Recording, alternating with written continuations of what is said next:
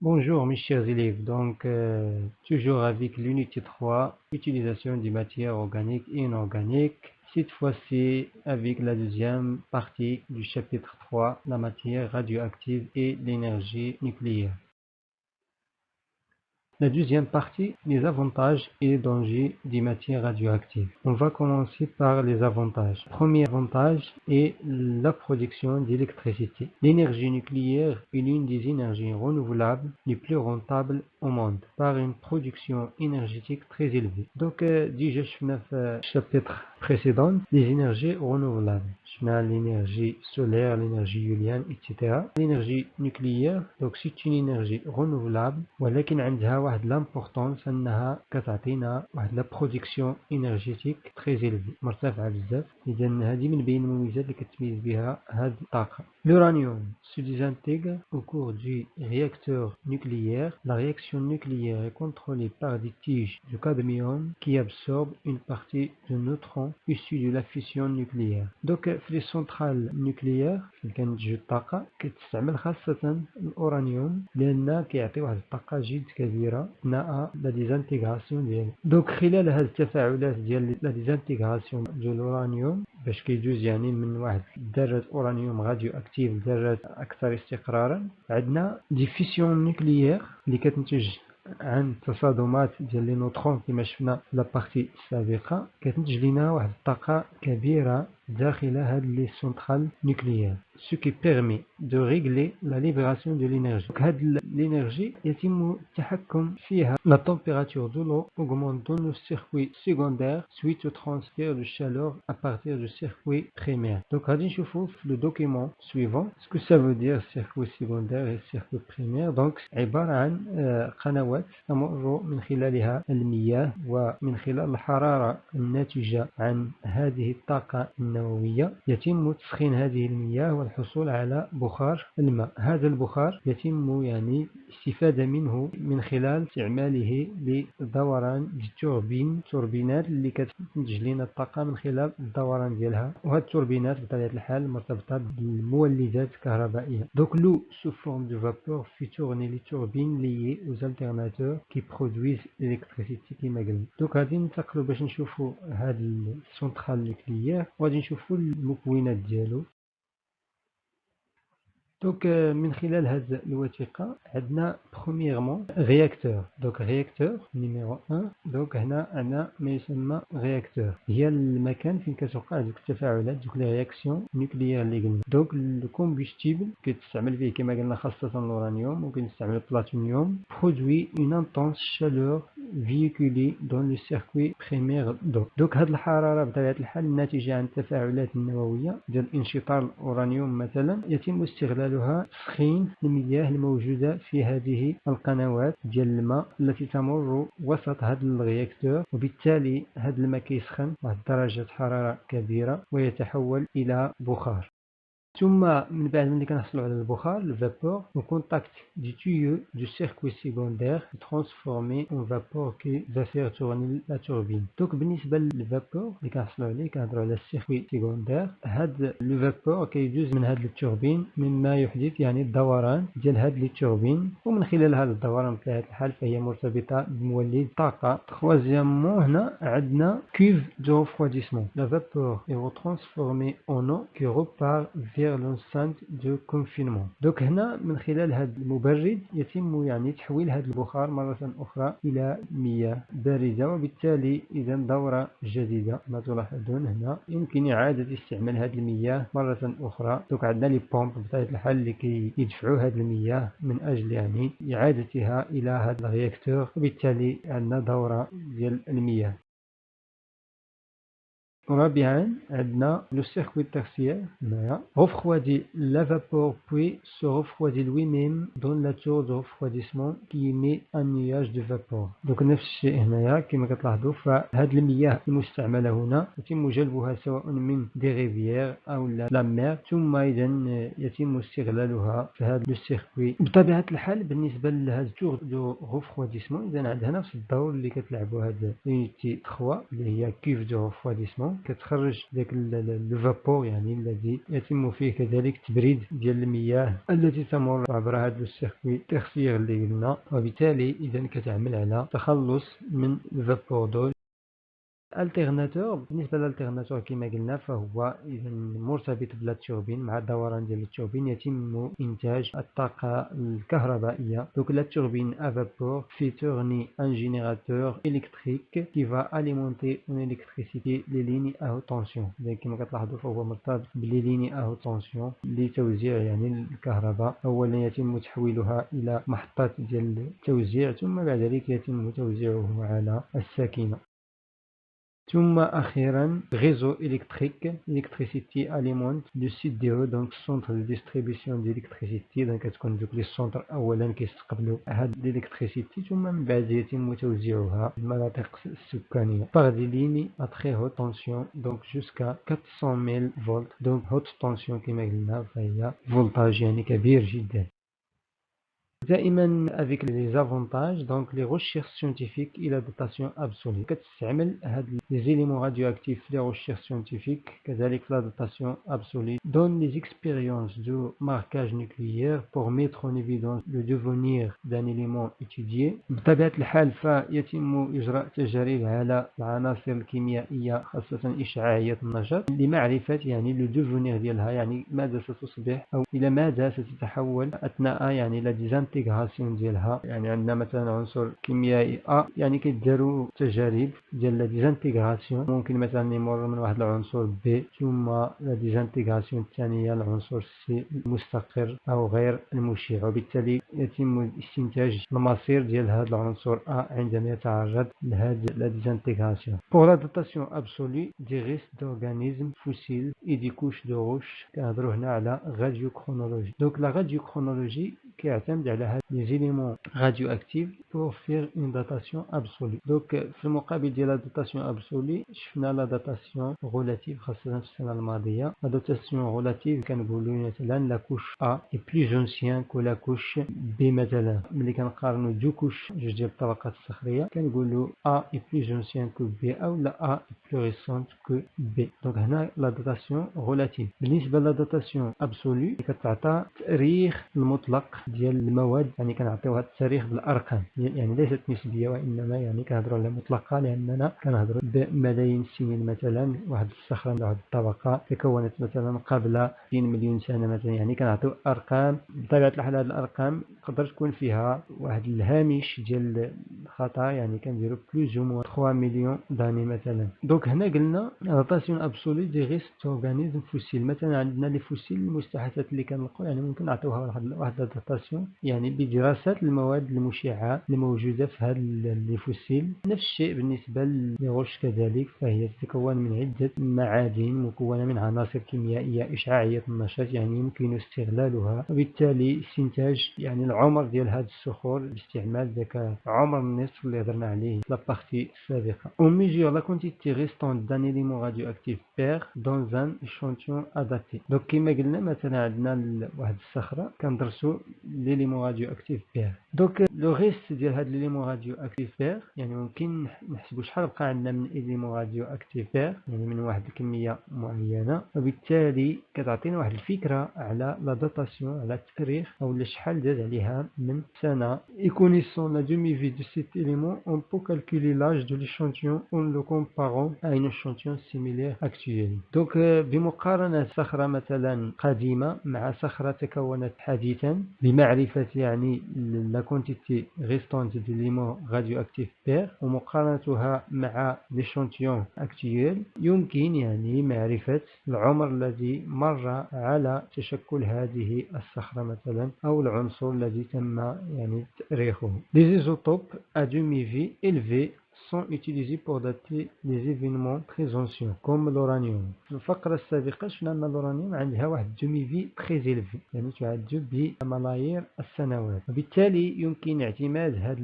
النوع ديال المواد المشعة لتأريخ يعني الأحداث الجيولوجية très ancienne يعني قديمة جدا. بواسطتها تمكن الباحثون يعني من معرفة تاريخ الأرض مثلا حوالي 6 مليار ديال السنوات من خلال لا داتاسيون ديال أقدم صخرة على سطح الأرض. Ceux à demi-vie réduite sont utilisés pour dater les événements récents. بالنسبة للعناصر المشعة اللي عندها واحد دومي في ريدويت، إذا شفنا أن البعض منها عندها واحد دومي في قصيرة جدا، يعني ممكن نستعملها pour dater الأحداث يعني التي ليست قديمة، أحداث يلا وقعت، مثلا استعمال الكربون 14 مثلا في دراسة جثة معينة لمعرفة يعني وقت حدوث القتل مثلا في تحقيق في جريمة معينة. Donc, exemple, pour dater un parchemin remontant à l'Antiquité, on utilise le carbone 14. إذا مثلا كما قلنا le carbone 14 ممكن نستعملوه باش نديرو واحد لاداتاسيون ديال واحد ليشونتيون مثلا اللي كنلقاو في واحد منطقة معينة، يعني حول واحد الحضارة قديمة، يعني دوك الأواني مثلا القديمة أو يعني الأشياء التي كان الإنسان القديم يستعملها، وبالتالي إذا يعطى عمر لهذه المواد. Pour dater une roche vieille de quelques dizaines à quelques centaines de millions d'années, on peut utiliser le couple rubidium-strontium اللي هو واحد الزوج من العناصر المشعة اللي عنده واحد دومي في très élevé. ثم كذلك استعمال في الميدسان، يعني كم افونتاج كذلك دون لو دياغنوستيك دي مالادي باغ ايماجري نوكليير، كنهضروا على سانتيغرافي. دونك هناك ما يسمى يعني التصوير الاشعاعي، يعني لا ديتيكسيون ديال الامراض عند الاشخاص المرضى ببعض الامراض معينه، يعني التشخيص يتم باستعمال هذه الصور الاشعاعيه. دونك لانجيكسيون ديليمون راديو اكتيف كي سو فيكس سبيسيفيكمون sur le tissu d'un organe permet l'obtention d'images en couleur pour connaître l'état de santé de cet organe. إذا يتم إرسال هذه العناصر المشعة إلى عضو معين في الجسم، العضو المريض مثلا الذي يتم تشخيصه، ثم يتم الحصول على واحد الصورة إشعاعية من خلالها يتم معرفة صحة هذا العضو من عدم صحته. Exemple, l'usage de l'iode radioactive qui se fixe sur la thyroïde. كنعرفوا أن التhyroïde الغدة الدرقية فهي واحد المنطقة اللي كيكون فيها هذا اليود، ويتم استعمال اليود مشع لمعرفة مدى صحة ومدى جاهزية هذا التhyroïde للعمل تشخيص كما قلنا الصحة ديال هذه الغدة الدرقية. Dans le traitement des cancers, chimio ou bien radiothérapie، إذا كنسمعوا في الناس اللي كيكون عندهم الكونسير السرطان دونك كيستعملوا الشيميوثيرابي ولا راديوثيرابي، دونك يتم من خلالها استعمال مواد مشعة لقتل يعني الخلايا اللي هي كونسيروز، حيث يتم يعني قذفها بهذه لي زيليمون راديو اكتيف pour l'éliminer، يعني للتخلص منها والقضاء عليها. Donc, كذلك في l'industrie, عندنا le traitement avec les radiations ionisantes est une méthode physique destinée à la stérilisation de quelques aliments comme les épices. Ainsi, on peut augmenter la période de conservation de ces produits. Ce traitement est complémentaire à la congélation, au traitement chimique et à la cuisson. بالنسبة للرادياسيون أو المواد المشعة دونك تستعمل سواء للتعقيم سواء للزيادة يعني في مدة صلاحية ديال المواد الغذائية مثلا، أو كذلك ممكن تستعمل كمكملات ديال لا كونجيلاسيون كما قلنا، كذلك داخله في لا كونسيرفاسيون، تريتمون شيميك المعالجة الكيميائية لبعض المواد، وتستعمل كذلك في لا كويسون. دوك كما تلاحظوا معايا ففي الميدان الصناعي تستعمل هذه المواد المشعة خاصة يعني لكي تكون المواد المصنعة قابلة لأن تبقى مدة أطول في الأسواق يعني قبل استهلاكها، وبالتالي الزيادة في التاريخ الصلاحية. Les aliments sont exposés aux rayons gamma issus du cobalt 60 radioactif, aux rayons X ou bien à un faisceau d'électrons. Donc هادو les radiations اللي يمكن نستعملوها في هذه العملية هذه. Il faut prendre des précautions en ce qui concerne les doses de radiation. يتم يعني استعمال هذه المواد المشعة بكميات اللي هي معقولة. عندما تستعمل بكميات أكبر يعني ممكن تحول لنا لي زاليمون المواد توكسيك سامة، لهذا فهاد لي دوز اللي كتستعملوا يعني خصها تكون نسب يعني معقولة وكافية. Ce traitement inhibe la germination des graines et des spores, empêche le développement des insectes et tue les micro-organismes pathogènes. دونك بطبيعة الحال هذا التريتمون اللي كيدير بلي زيليمون راديو اكتيف فكيمنع مثلا لا جيرميناسيون دي غرين. دونك الا عندنا مثلا لي غرين في لي كونسيرف مثلا يعني ما كتخليهاش باش انها تنبت. امبيش لو ديفلوبمون دي انسيكت il tue les micro-organismes. اذا كما قلنا فهي كتستعمل في ستيريليزاسيون. دونك لا ستيريليزاسيون يعني عملية تعقيم. يعني هاد لي ميكرو-اورغانيزم باثوجين يعني الممرضة اللي يمكن انها تدخل هاد المواد المصنعة وبالتالي إذن الحفاظ عليها حتى تصل إلى المستهلك. ثم إذا دوزيامون لي دونجي. بالنسبة لي دونجي فلexploitation d'éléments radioactifs dans les activités humaines est accompagnée par des émissions radioactives qui pourraient avoir des impacts négatifs sur les êtres vivants. Donc بطبيعة الحال les éléments radioactifs اللي كتستعمل في هاد les activités humaines اللي شفنا سابقا هناك انبعاثات ديال هاد les radioactifs qui pourraient avoir des impacts négatifs sur les êtres vivants. يعني سواء على الإنسان بحد ذاته وكذلك على باقي الكائنات الحية، خاصة عندما يتم يعني رمي هذه المواد أو البقايا ديال هذه المواد في الطبيعة. Ces émissions peuvent être de grande ampleur suite à un accident nucléaire par exemple, comme le cas d'explosion du réacteur de Tchernobyl en Ukraine 1986 ou bien de Fukushima Japon 2011. Donc في بعض الحالات ممكن هذه المواد الإشعاعية للسنترال النوكليير مثلا اللي شفنا سابقا يعني ممكن توقع فيه ديزاكسيدون انفجارات قد تؤدي إلى انتشار هذه المواد المشعة في الهواء. غادي نشوفوا المثال ديال تشيرنوبيل أوكرانيا 1986. دونك كما كتلاحظوا معايا في 26 أبريل 1986 وقع يعني واحد التسرب، واحد الحادث نووي، يعني تسرب ديال المواد مشعة في واحد السنترال نوكليير لإنتاج الكهرباء أوكرانيا. دونك في 28 أبريل يعني بعد يومين إذا لاحظوا معايا هذا انتشار سريع ديال هذه المواد المشعة في الهواء. إذا فهي انتقلت إلى سماء مجموعة من الدول. ثم 30 أبريل 1986 هذا النياج النوكليير كيتزاد الحجم ديالها وتنتشر على مستوى القارة الأوروبية وكذلك على مستوى القارة الآسيوية. ثم في 2 ماي 1986 إذن انتشار كبير لهذه السحابة النوكليير اللي كتاخذ واحد لومبلور كبير. وبالتالي إذن تخيلوا معايا يعني لي زيفي نيجاتيف اللي يمكن تسببها هذه المواد المشعة بالنسبة للسكان اللي كيعيشوا في هذه المناطق. Donc, par rapport à la santé publique, les rayonnements radioactifs augmentent les risques de cancer et de malformations embryonnaires par mutation génétique. Donc, هذه المواد المشعة عندما يتعرض لها جسم الإنسان خاصة بكميات أكبر أو بكيفية فريكونت يعني بشكل مستمر، هاد لي غايومون راديو أكتيف كتزيد لنا من لي ريسك ديال لي كونسير وكذلك ديال التشوهات الخلقية عند الأجنة أو عند الأطفال الصغار، حيث أن هذه المواد المشعة يعني كتسبب لنا ديميتاسيون. شفنا ليميتاسيون يعني حدوث تغيرات على مستوى الدي ان ديال الأجنة وبالتالي حدوث خلل أثناء لا فورماسيون ديال الجنين. دونك هنا عندنا ايفوليسيون دو نومبر دو كونسير دو لا تيرويد كما قلنا تيرويد اللي كتجمع فيها اليود الغدة الدرقية. إذا chez les enfants de moins de 15 ans en Ukraine et Bélarus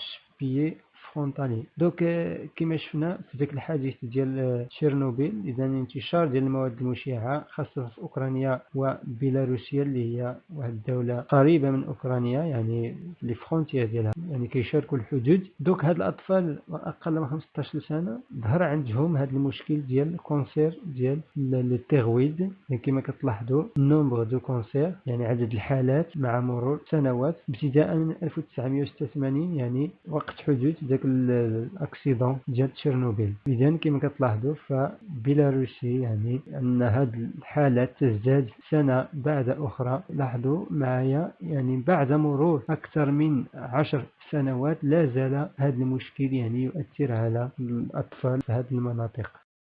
كذلك بالنسبة للانفيرونمون، يعني ممكن هذه المواد الإشعاعية أن تسبب مشاكل على مستوى البيئي. Donc les polluants radioactifs peuvent rapidement contaminer tous les niveaux trophiques, entraînant une diminution de la biodiversité et un déséquilibre des écosystèmes. فبطبيعة الحال تراكم هذه المواد المشعة عبر السلاسل الغذائية يمكن أن يسبب يعني في انخفاض ديال la biodiversité، التنوع البيئي، وبالتالي إذن حدوث اختلالات في التوازنات الطبيعية.